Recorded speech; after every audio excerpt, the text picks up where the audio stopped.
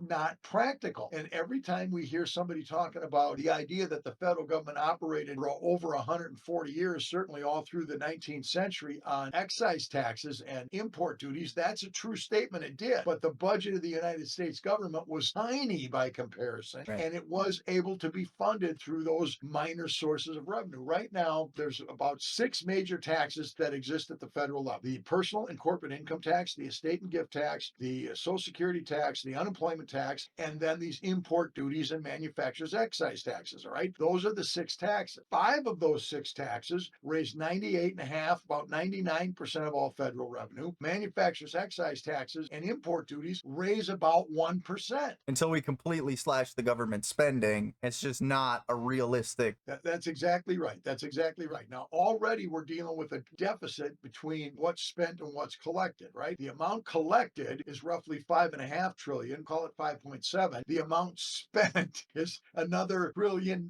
north of that, right? So they're collecting, just call it $5.7 trillion right now. Almost half of that money comes from the personal income tax. And we're talking about 300 billion that's coming from the manufacturers excise taxes and the import duties. It's about a 0.5%, call it 1% of revenue. It's just insignificant. And so until federal spending is slashed, and I mean slashed, there's no chance of replacing the personal and corporate income tax entirely with just that revenue. It's just not realistic.